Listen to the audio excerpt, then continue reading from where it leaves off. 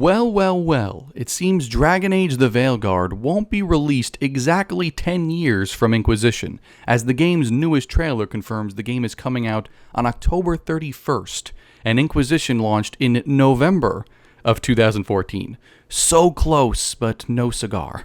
All joking aside, after the latest gameplay reveal a few months ago where it was hinted Solas wouldn't be the big bad as he was hyped up to be for years, especially after Trespassers ending, it seems our protagonist Rook interrupting Solas's, mumbo-jumbo magic spell ritual caused the long-imprisoned elven gods to be released from the Fade.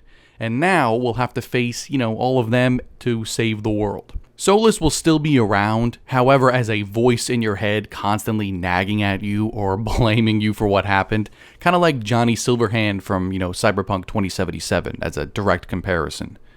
I can't help but feel his diminished villain role is to satiate the fans who romanced him in Inquisition and want to redeem him somehow, but screw that. He's literally Corypheus, except better spoken and you can romance him. He wants to tear down the world to remake it in his image. He views his people, quote unquote, in the modern sense as nothing more than tools, and the entire population of Thedas as nothing more than tranquil.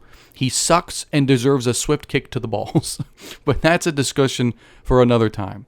Honestly, this is the trailer that should have been showcased in June, and the reception would have been much better.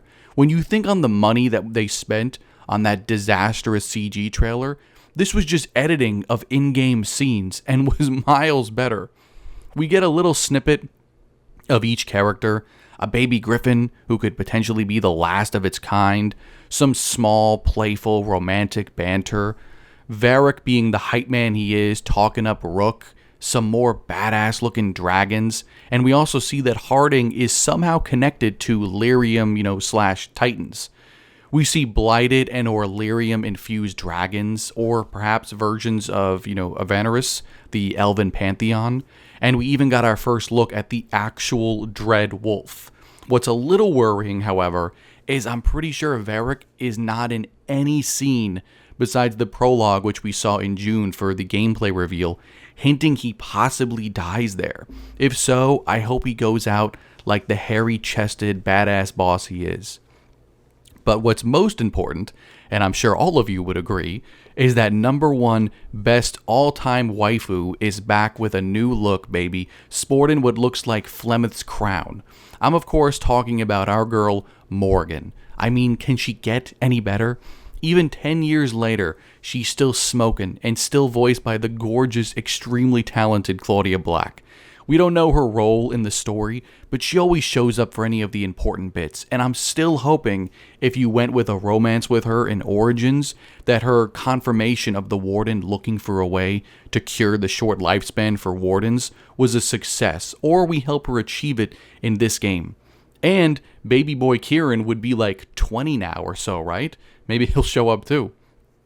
Everything as of now is up to speculation, and there are much better YouTubers out there to break down every minute detail seen in the trailer.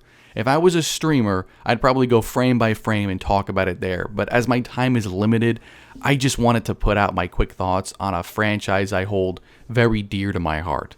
Anyways, thanks for watching my videos, liking and commenting, and of course subscribing. It truly means more to you than you know, and I'll keep trying to improve when I have the time.